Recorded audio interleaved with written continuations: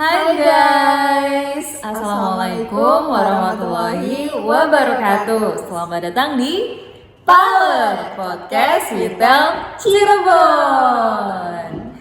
Hai guys, alhamdulillah kita bertemu lagi di podcast Witel Cirebon part ke-3.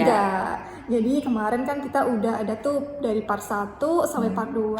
Nah, sekarang kita lanjut ke part ketiga, yaitu di tahap tes TKB, tes kemampuan bidang. Iya. Sebelumnya kami mengucapkan selamat buat teman-teman semuanya yang alhamdulillah lolos sampai tahap ini gitu. Bukan perihal yang mudah gitu ya. Mumpung ada kesempatan, manfaatkan dengan sebaik-baiknya.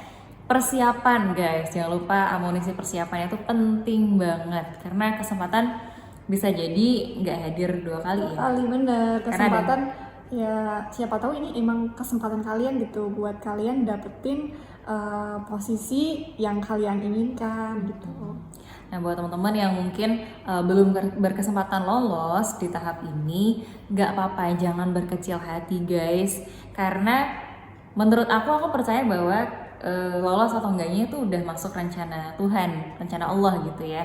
Kalau berdasarkan pengalaman Mbak Kartini sendiri, ini pengalaman unik sih yang mungkin baru aku dengar. Ternyata Mbak Kartini itu gimana Mbak?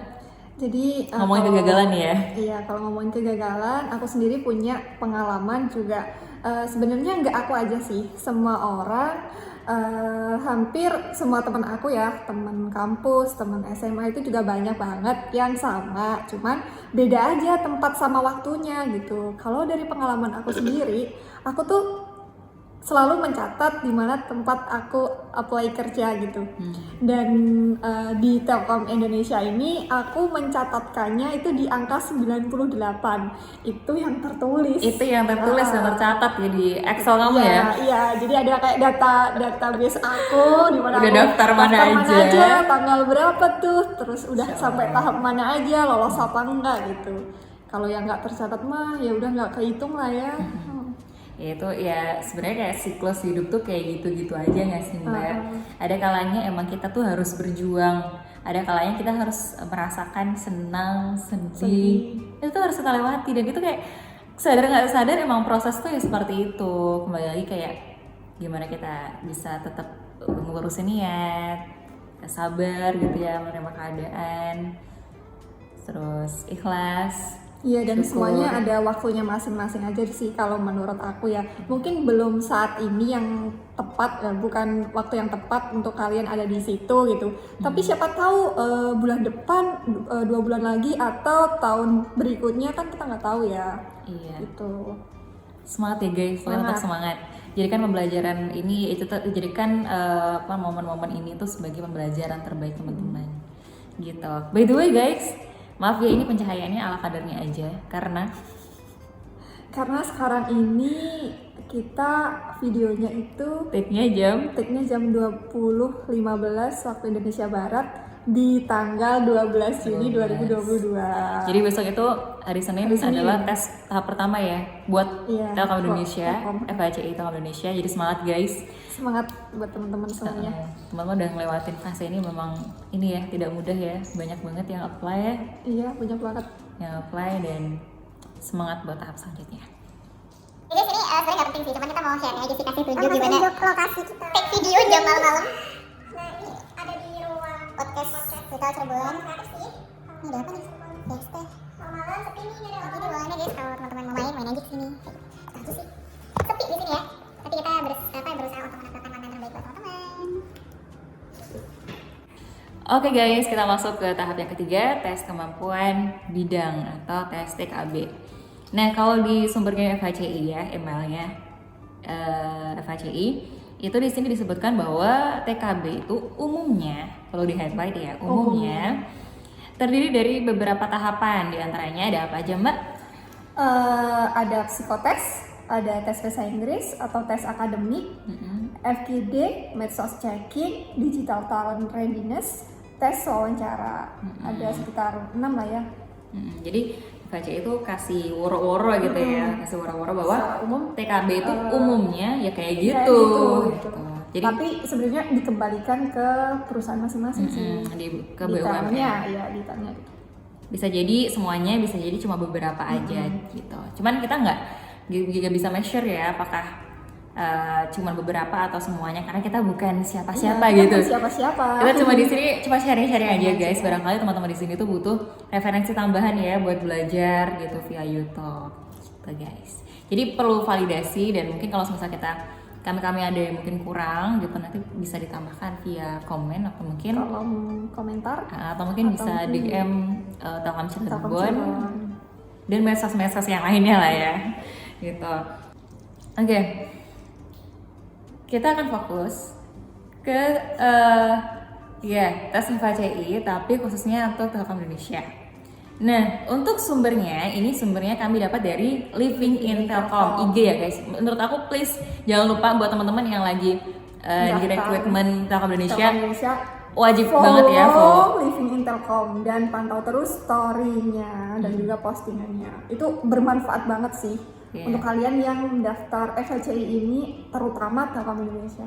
Iya, kita nggak di-endorse ya, tapi itu sangat worth it gitu. Apalagi konten-kontennya tuh harus di scroll biar tambah insight gitu. Nah, berdasarkan sumber Living in Telkom guys, bahwa ternyata TKB di Telkom Indonesia itu terdiri dari 2 tahap. 2 tahap. Ada apa aja Mbak? Yang tahap pertama ada online test, terdiri dari tes wawasan kebangsaan, bahasa Inggris, tes bidang, dan juga tes digital mindset behavior. Kemudian di tahap yang kedua ada assessment day. Nah, di sini terdiri dari psikotes, panel interview, dan juga digital technical skill test. Ini dilaksanakan kalau tahap 1 itu 13-14, which is besok gitu ya. Semangat ya buat teman-teman ya. Mungkin ada yang hari ini sih. 13 itu tanggal berapa cuy? Ini di uploadnya. Oh iya benar. Insya Allah semoga besok deh udah terupload lah ya. Dan kalau untuk tahap 1 tuh kayaknya untuk penjelasan gimana-gimananya udah ada ya. Iya, kayaknya kita udah jelasin tuh di part 1 ya. Iya part 1. Part 1. Kalau teman-teman nggak usah lah ya, karena udah kelewat. Udah kelewat nih. Nggak apa. Tapi kalau yang hari tanggal 14 tesnya bisa sih kalian tonton dulu yang kemarin gitu. Ya, gitu. Kalau untuk yang, jadi kita mau fokus yang tahap kedua sih guys, yang assessment day. Dan kalau aku pikir-pikir gitu ya, mungkin sedikit mirip dengan rangkaian tes yang ada di GPTP 14. Mirip-mirip ya? Mirip-mirip sih. Mirip-mirip. Tapi kalau aku baca-baca sih kayaknya emang sama, cuman beda ini sih, beda jadwal, beda tahapan gitu. Beda tahapan pelaksanaannya. Iya, tahapan pelaksanaan.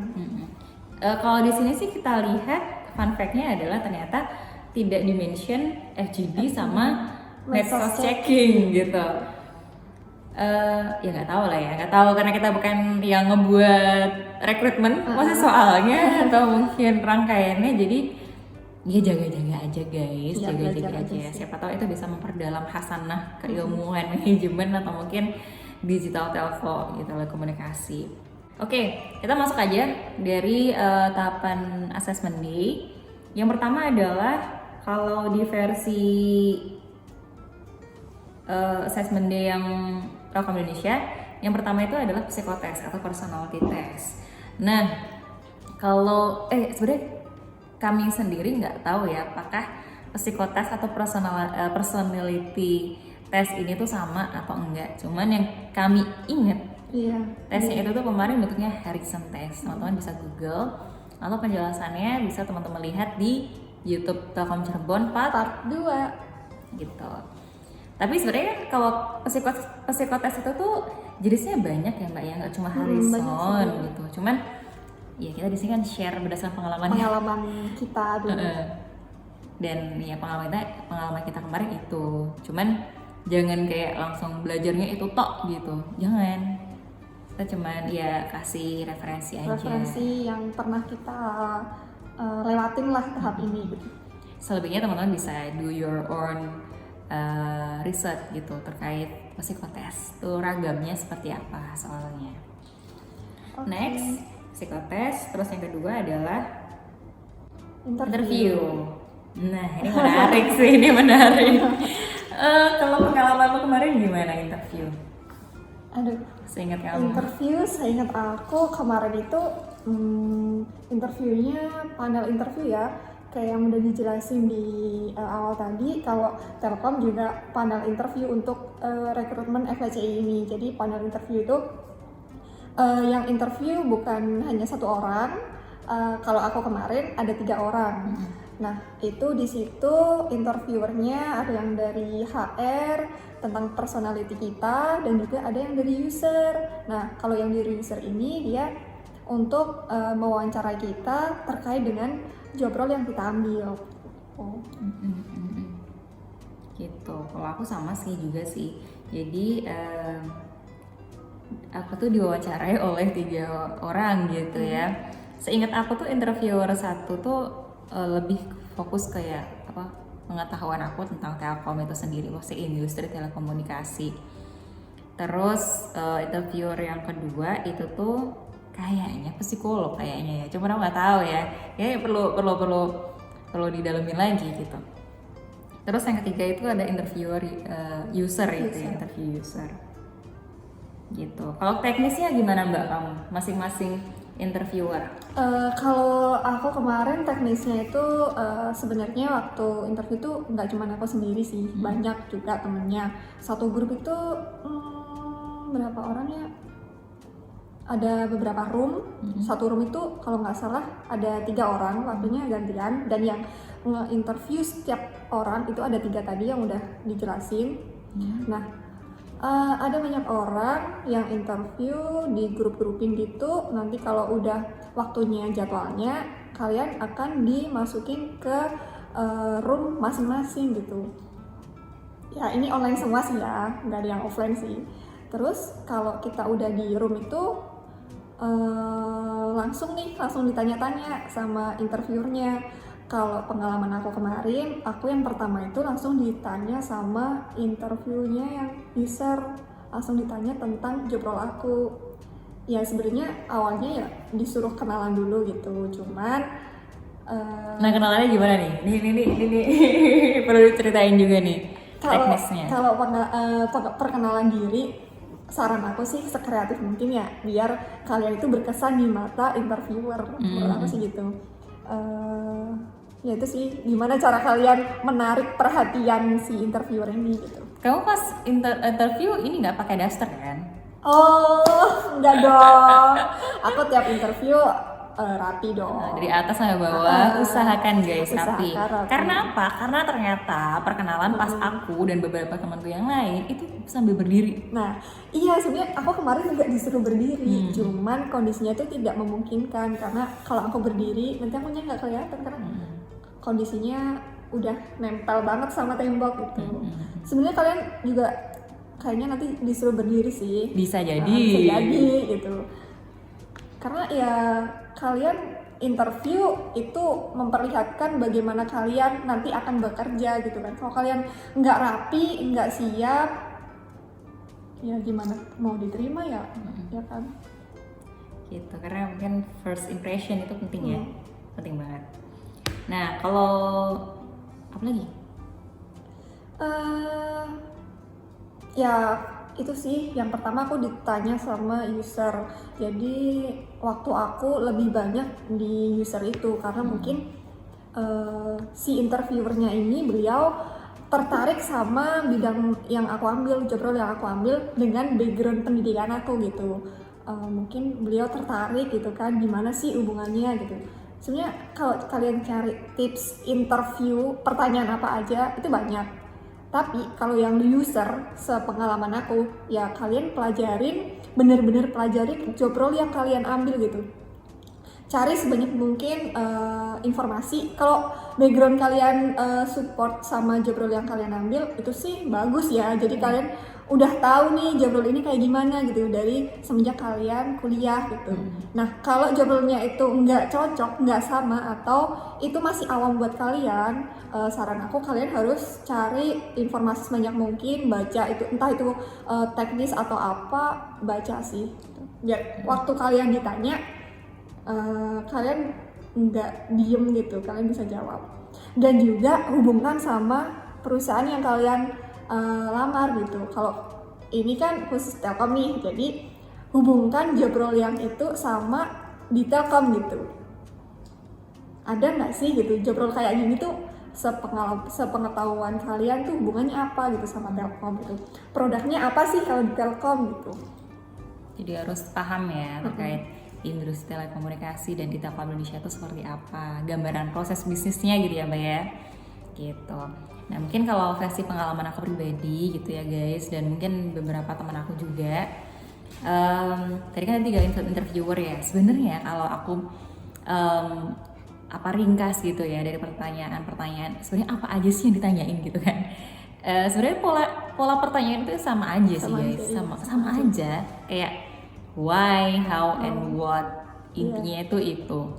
Cuman ya dipelintir-pelintiran aja, disesuaikan dengan cerita masing-masing orang. Iya. Karena setiap orang itu tuh kan unik ya. Iya, unik, punya background masing-masing. Punya gitu latar kan. belakang yang unik masing-masing. Jadi tuh interviewernya juga karena udah sudah melalang buana pengalamannya. Jadi bisa nih meramu satu pertanyaan itu bisa kayak mendalami cerita kita dulu, terus dikaitkan, terus ya sebenarnya sama aja pertanyaannya. Cuman kalian harus siap, harus berpikir harus bisa paham apa yang ditanyakan. Kadang tuh dikasih pertanyaan kayak panjang, seolah-olah panjang, tapi sebenarnya intinya adalah kenapa kamu milih di Telkom atau kerja di Telkom kayak gitu.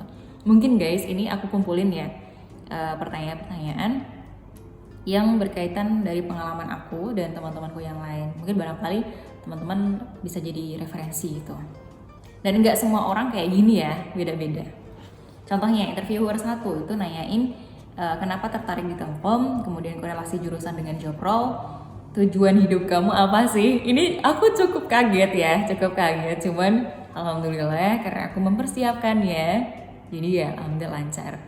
Udah sebutkan 3 aspek positif dan negatif dari kamu. Ini template pertanyaan sih sebenarnya.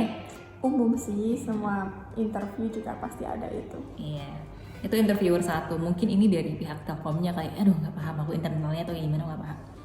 Kemudian yang kedua adalah interviewer yang kedua, itu ngebahas tentang kontribusi pribadi terhadap komunitas atau organisasi yang pernah diikuti. Ini case-nya adalah pertanyaan ke fresh graduate yang belum pernah mengenyam kehidupan karyawan secara profesional gitu ya. Jadi lebih menggali pengalaman kita selama di kuliah itu seperti apa, ikut komunitas apa, ikut organisasi apa, terus apa kaitannya, sumbangsih kontribusi kamu terhadap organisasi itu tuh seperti apa. Terus pernah mengalami konflik atau enggak. Ini kayaknya interview 2 psikolog sih. Terus ketika magang dan berorganisasi pernah konflik enggak? Terus gimana cara menghadapinya? Terus gimana pengalaman magang kamu? Apa yang kamu lakukan dan pelajari di sana? Terus pernah ada kendala dan hambatan enggak? Terus bagaimana seni berkomunikasi dengan orang lain?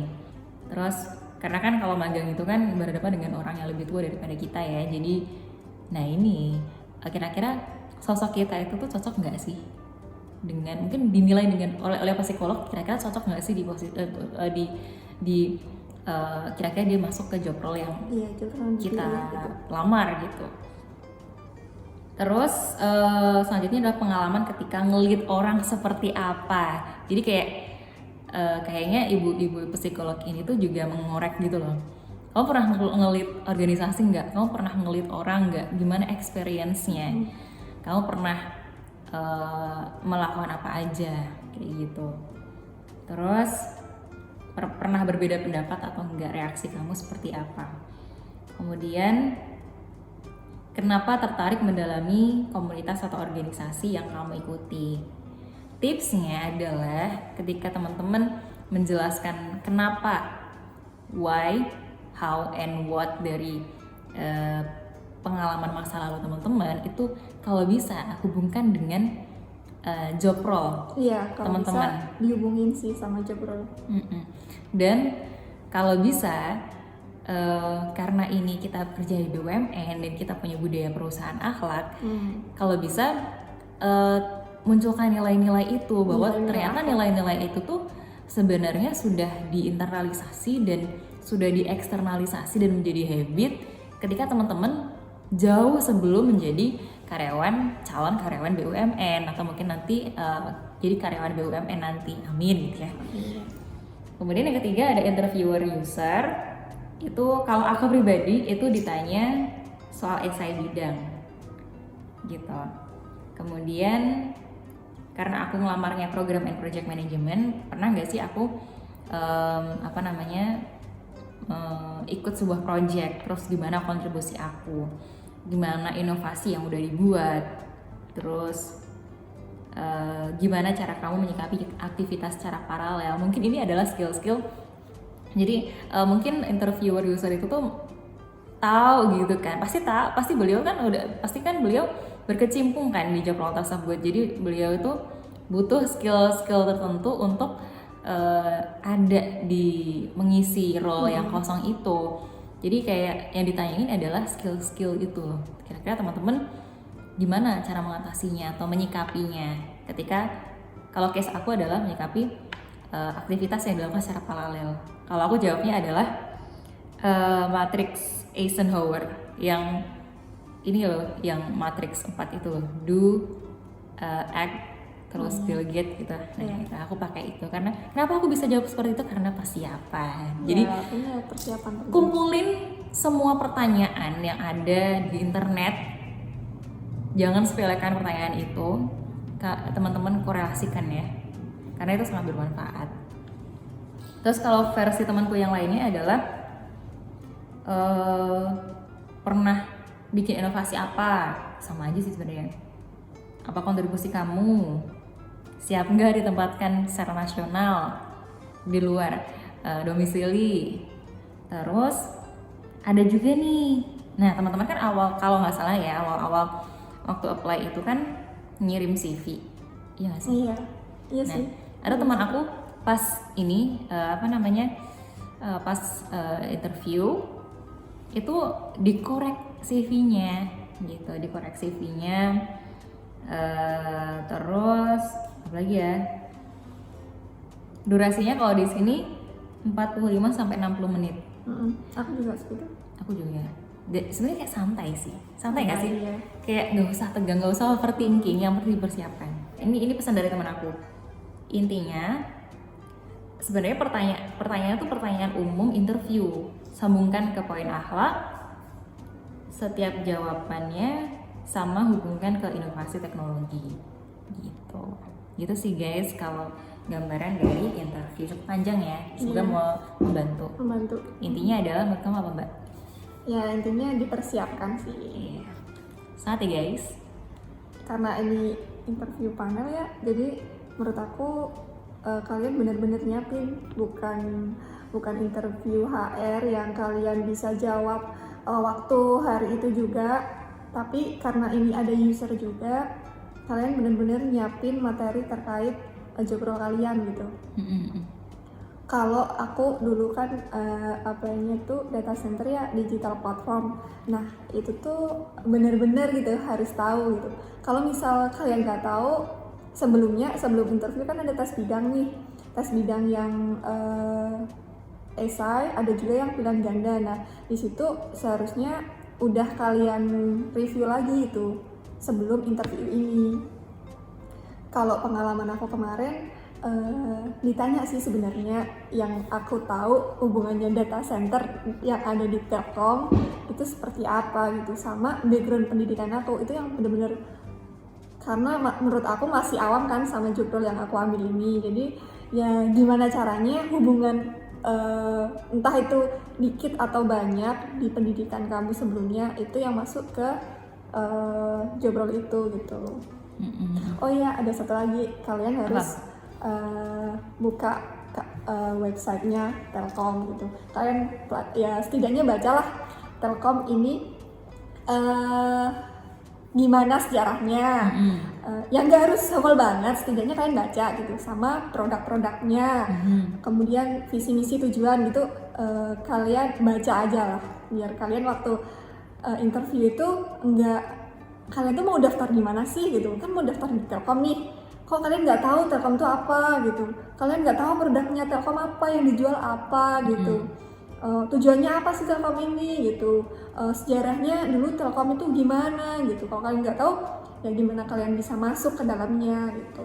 Betul sekali. Jadi teman-teman harus memperluas hasanah keilmuan teman-teman terkait BUMN yang teman-teman apply. Kemudian intinya why, how, what dari Telkom Indonesia. Terus pelajari proses bisnisnya dan produknya seperti apa. Sepat ya guys. Oke, selanjutnya kita masuk ke MCU. Gimana Mbak? Nah, kalau MCU ini kalian nggak perlu belajar sih. MCU itu kan medical check up ya. Kesehatan kalian yang dicek, bukan pengetahuan kalian gitu kan, atau skill kalian gitu. Jadi yang harus dipersiapkan adalah ya kesehatan kalian gitu. Kalau aku dulu MCU apa aja yang dites? Kalau aku ini ya, pengumuman MCU ku itu malam sih, malam banget. Ngedadak nggak sih? Udah banget, malam abis Isya kalau nggak salah. Sedangkan jadwalnya untuk besok pagi gitu. Dan hari itu tuh harus daftar dulu nih di apa ya, website atau apa gitu, ininya untuk konfirmasi ya? Untuk konfirmasi gitu. Dan persiapannya gimana Mbak Syif? Persiapannya kalau sumber dari pilihan Telkom ya guys. Kalau MCU sendiri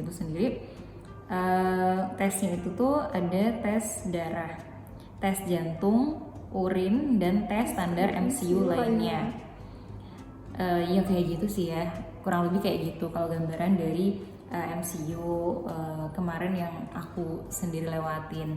Aku dulu kalau boleh sedikit cerita, dulu tuh aku di salah satu kayak klinik Budi Sehat Solo. Itu di situ tuh aku agak deg-degan gitu. Karena apa? Karena secara nyata aku melihat teman-teman seperjuangan aku yang daftar Telkom.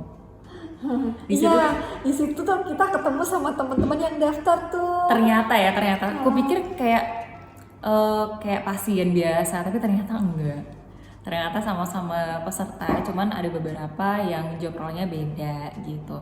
Kalau nggak salah tuh kemarin itu antara 13 sama 15 orang sih yang dari Solo Raya dan sampai akhir yang lolos tuh kalau nggak salah seingat aku tuh ada 5 orang dari itu. Kamu ingat nggak kalau kamu? Kalau aku nggak ingat sih berapa jumlahnya yang lolos. Seingat aku ada 2 teman aku yang maksudnya waktu di sana ketemu dan ngobrol tuh ada 2 orang yang lolos. Kalau aku kemarin itu di Diakesnya kalau nggak salah, Diakes Telkom di Surabaya aku tesnya. Solo nggak ya? Iya. Dan di sana ketemu sih sama teman-teman. Waktu online kan kita nggak tahu nih siapa yang daftar gitu. Ternyata waktu aku MCU itu ketemu sama yang sejurusan sama aku dong, dan job role-nya sama. Terus deg-degan nggak sih? Deg-degan. Kita tuh mau MCU ya, tapi kita malah kayak aku jadi kayak ya Allah, kenapa ya dia ini daftarnya sama gitu, dari jurusan yang sama gitu loh kan, jadi saingan banget gitu kan. Tapi ya alhamdulillah ya dari persiapan aja. Dan puasa dulu ya sebelum ya, puasa. Bukan puasa minum sih, puasa makan, karena kan ada tes darah, tes urin, tes darah. Ya, kalau urin kan kalian harus minum yang banyak lah. Dan aku rada kagetnya adalah nggak tahu ya apakah ini juga berlaku di semua klinik atau enggak. Aku abis MCU aku ada makan gratis. Aku juga ada dong. Kayaknya semua kayak gitu ya. Nggak makan sih, roti. Roti. Minum, iya. Aku nasi berat. Enak banget. Aku cuma roti sama susu, kalau nggak roti sama minum gitu. Alhamdulillah ya, masa rezeki orang itu beda-beda. Rezeki masing-masing orang ya. ini aja guyonan aja sih, maksudnya kayak ya pengalaman kita. Semoga kita berdoa aja ya, semoga teman-teman sampai ke tahap MCU. Amin. Dipersiapkan aja guys, jangan overthinking. Yang penting dipersiapkan. Ketika teman-teman udah mempersiapkan, itu tuh ya udah nothing tulus gitu. Kalau teman-teman menganut stoikisme, berarti ya udahlah ya, kayak ya udahlah ya, ngalir aja gitu. Terus di sini tuh ada pertanyaan unik sih di Living in Telkom GG-nya. Di sini ada pertanyaan kayak gini. Kalau sakit saat jadwal MCU, apakah bisa di reschedule? Jawabannya adalah gimana Mbak? Kalau jawabannya ya usahakan kalian hadir di jadwal tersebut. Kalau bisa jaga kesehatan ya Jaga guys ya dari kesehatan. sekarang. Dari jangan, sekarang. Jangan begadang, atur pola tidur atau Kalau kalau bisa makan olahraga. olahraga. Buat yang teman-teman cowok yang biasanya rokok dikurangin dulu lah. Siap. Oke, selanjutnya kita langsung ke digital technical skill test. Gimana nih Mbak Kartini? Jelasin Mbak. Nah, kalau yang tahap ini itu sebenarnya kayaknya sih nggak buat semua job role yang diambil ya. Kalau ini khusus Telkom ya, digital technical skill test ini mirip menurut aku mirip sih sama di GPTP yang ke-14 kemarin. Nah, kemarin tuh ada yang namanya tes METTL. Aku lupa kepanjangannya apa. Yang pasti dia tuh tes digital hanya untuk beberapa job role. Jadi bisa jadi ini mirip, bisa jadi Bisa lah jadi ya. mirip. Cuman ya nggak tahu Ya, ya nggak tahu. guys. Kita lagi-lagi kita sharing ya di sini ya. Kita sharing, kita nggak ngasih tahu tesnya kayak gimana ya, tapi kita sharing pengalaman kita. Lanjut Mbak. Oke lanjut, jadi kalau yang kemarin itu tesnya hanya untuk beberapa job role. Dan kebetulan job role aku harus ngambil tes ini gitu. Aku kan ambilnya data center, dan data center ini masuk ke digital platform and IT. Nah, waktu itu kalau dari cerita aku nih ya, dari pengalaman aku dulu itu harus milih dulu nih. Yang ngambil digital platform itu harus ikut tes ini, tapi tesnya itu banyak banget. Kalian bisa milih sesuai dengan job role yang kalian ambil atau job role yang lain gitu, karena di situ tuh digital platform tuh ada banyak, nggak cuma data center. Nah, kebetulan saat itu tuh ada data science, karena aku ada pengalaman atau pelatihan dulunya pernah ikut di data science, jadi aku pikir kalau aku ambil ini aku bisa ngerjain gitu kan. Ya udah aku ambil itu. Nah, kalau dilihat yang sekarang itu digital technical skill test itu kayaknya mirip itu METTL, dan di sini di Telkom khususnya dikhususkan untuk 3 bidang, yaitu digital connectivity, digital platform and IT, dan digital service. Nah, ini mirip banget sama yang kemarin. Nah, kalau yang digital connectivity itu job role-nya ada banyak, udah dicantumin di post sama Living in Telkom. Kalian bisa scroll sendiri di Instagramnya kalau kalian nggak jelas sama penjelasan ini. Jadi job role-nya tuh ada banyak banget. Ada access network operation, ada maintenance, ada digital and planning, ada transport and core network operation, dan lain sebagainya. Nanti kalian baca sendiri. Nah, kalau yang digital platform ini yang seperti aku jelaskan tadi, ada data science, ada data center, ada machine learning, kemudian ada infrastruktur design and engineering, ya sejenis itulah. Dan bidang ini tuh ada ngoding lah, kalau kalian yang tahu. Kalau kalian yang di background ini pasti ada yang namanya ngoding. Nah, karena aku ambilnya data science, jadi aku belajar sama ngoding-ngoding itu ya gitu lah.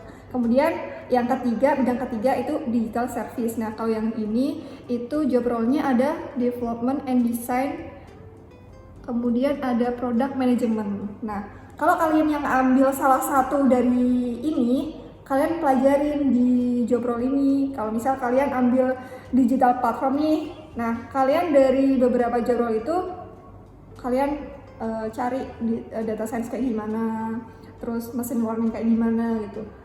Aku yakin kalian yang ambil job role ini, kalian punya background yang setidaknya kalau nggak sama persis adalah irisannya gitu, karena udah ada kan kualifikasi di yang ngambil digital platform ini harus jurusan apa aja gitu. Ya, kalau aku kemarin aku ambilnya data science. Nah, soalnya itu bener-bener data science, jadi ngoding gitu. Dan kalau bahasa pemrograman kan ada banyak ya.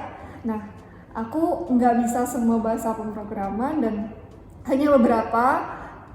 Aku pun ngerjain data science dulu waktu pelatihan pakai bahasa Python, Jadi ya waktu tes itu ya sebisa aku gitu. Untuk soalnya ada 2 macam seingat aku, ada yang bener-bener ngoding dan ada juga soal pilihan ganda. Nah, yang pilihan ganda itu menurut aku susah sih karena itu bener-bener semua bahasa pemrograman disoalkan, dipertanyakan gitu. Sedangkan aku background aku nggak segitu gitu kan. Ya kalian pelajari aja sih ini job role yang ada di bidang yang kalian ambil. Ya, saya yang tidak ambil tes MTTL hanya diam saja. Iya. Ya karena aku nggak lewatin ini emang khusus 3 bidang ini sih yang ngambil 3 bidang ini. Kalau kalian yang nggak ngambil 3 bidang ini, ya udah kalian aman, kalian nggak akan melewati tes ini gitu. Mungkin hanya ada di ini sih yang tahap pertama ya, tes bidang yang tahap pertama ya, sama yang digital mindset itu aja sih. Kalau digital mindset mah soalnya enggak teknis. Oke, yang terakhir ini tambahan sih, sebenarnya ini nggak ada di 2 tahap yang Telkom Livin dan Telkom cantumkan, tapi kita mau sharing aja gitu. Siapa tahu ini tuh bakal diujiankan gitu, diteskan kan, ya kita sharing aja pengalaman kita. Kalau kita review lagi ya, kita tadi udah ngebahas terkait assessment day tahap 2 dari psikotes, panel interview, sama digital technical skill test. Nah sekarang kita coba sharing sedikit gitu ya, terkait yang tidak di-mention, kayak FGD tadi ya Mbak ya, sama medsos checking. Gitu. Oke. Kalau FGD kemarin gimana Mbak? Bisa ini nggak dijelaskan? Kalau FGD sepengalaman aku kemarin, sebenarnya kita kayaknya udah agak ngasih spill ya, bisa ngasih penjelasan dikit gitu di part yang sebelumnya sih. Iya. Di part 2 kalau nggak salah ya. Iya, part kedua. Nanti jangan lupa ditonton ya guys ya, karena kita udah spill. Menurut kami ya udah banyak ya, udah banyak kita spill di sana. Jangan lupa nonton ya. Kalau aku sih paling nambahin ini aja sih. Nambahin kalau teman-teman ada sesi FGD atau LGD, kita nggak tahu nanti penilaiannya itu mempersilahkan FGD atau LGD. Kalau misal LGD nanti tips dari aku yang pertama adalah pastikan nanti teman-teman entah itu moderator atau perwakilan dari kelompok itu, kalian kan di-set sebagai satu tim kan? Iya, satu tim. Bukan individual enggak. Kalian tuh emang individual, kumpulan individual yang teman-teman bekerja dalam tim. Iya, bekerja dalam satu tim.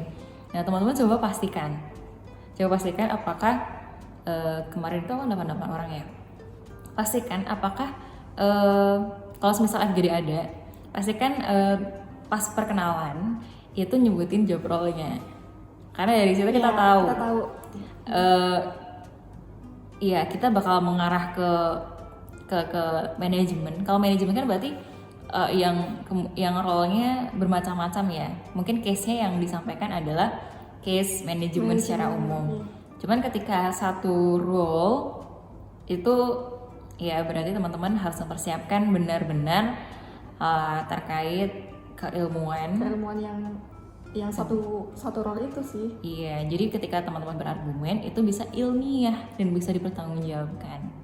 Kayak gitu. Itu ya kayak gitu sih. Itu tips yang pertama. Jadi pastikan kira-kira nih teman-teman kalian samping kanan kiri di Zoom ya, itu adalah satu role atau enggak. Karena itu kayak bisa sedikit melegakan atau mungkin menjadi overthinking, tapi jangan overthinking ya. Slow sih sebenarnya, diskusinya slow. Nggak usah menggebu-gebu banget. Nah, tips yang kedua dari kami adalah belajar dan dalami basic dasar manajemen dan job role yang dilamar. Pahami why, how, and what dari transformasi sebuah perusahaan. Gitu. Terus yang ketiga, jawaban disarankan jangan menurut pendapat saya. Menurut saya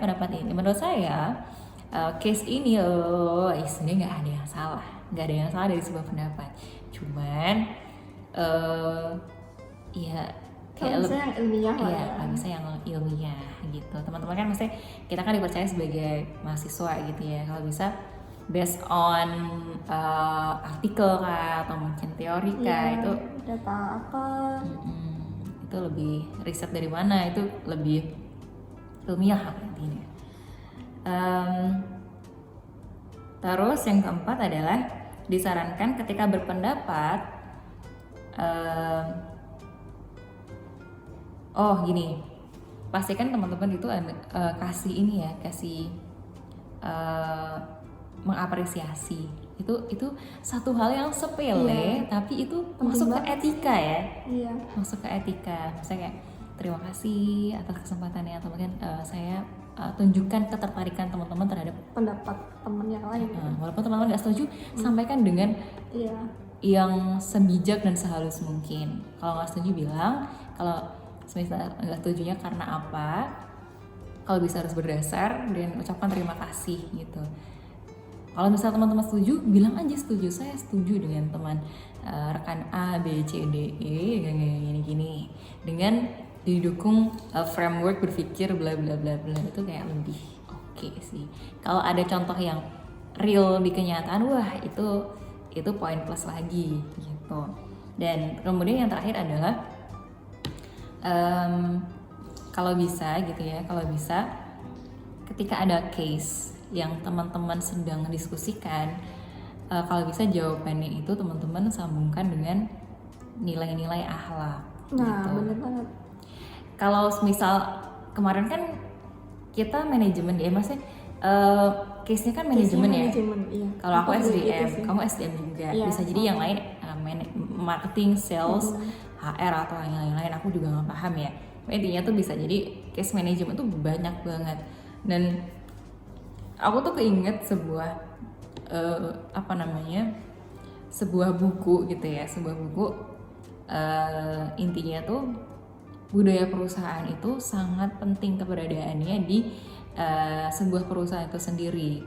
Karena apa? Karena budaya perusahaan ya contohnya which is di sini akhlak, ada 6 nilai itu adalah jadi prinsip dan landasan dalam beraktivitas gitu. Kalau di sini disebutkan di buku Potter ya.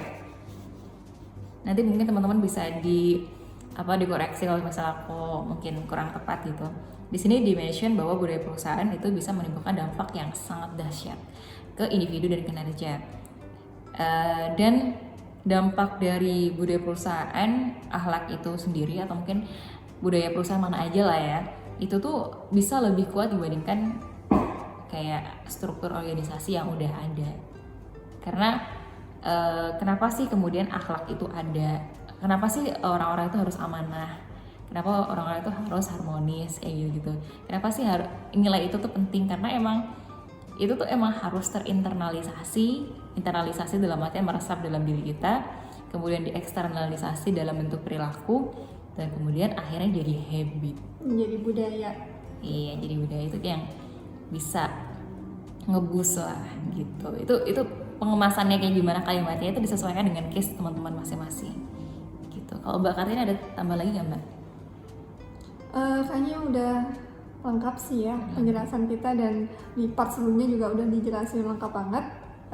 Tonton aja lagi kalau kalian pengen lihat di tahap FGD ini.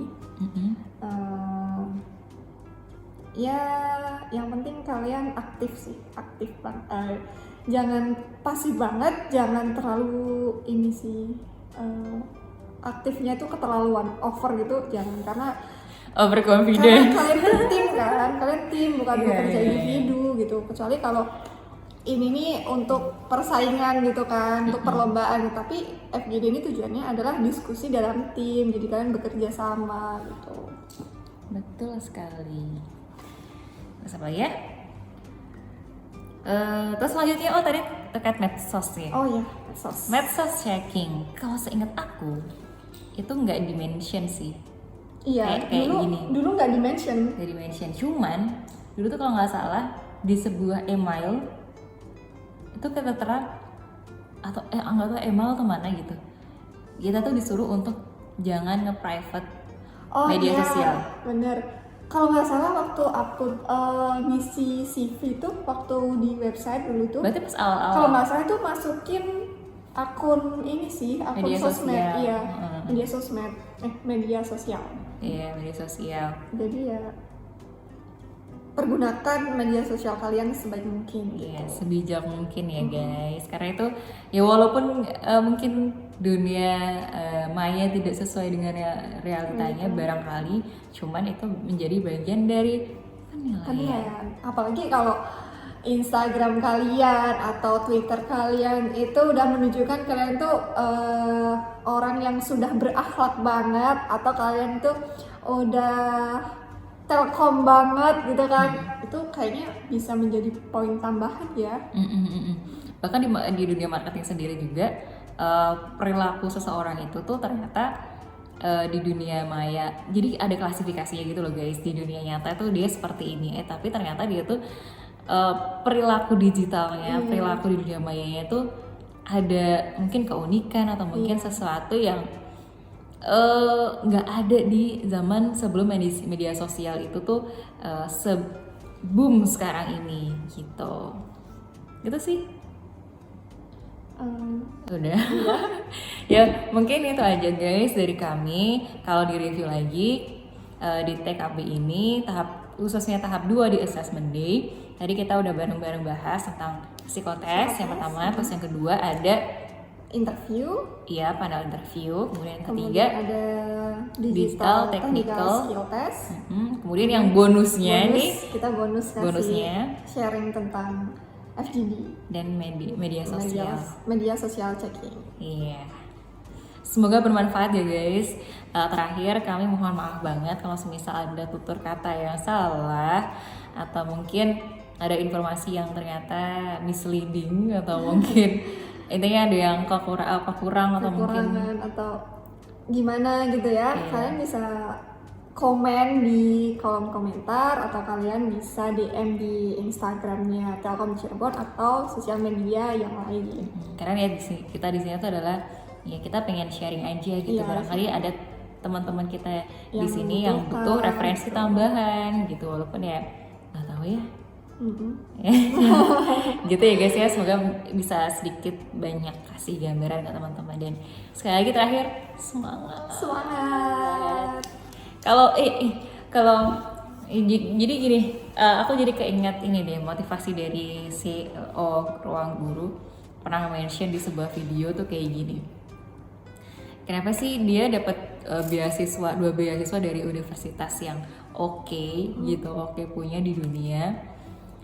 Dan terus kalau nggak salah Mas Belva itu tuh beliau bilang kayak gini, ya nggak apa-apa, maksudnya masa muda emang kita gunain untuk berjuang gitu.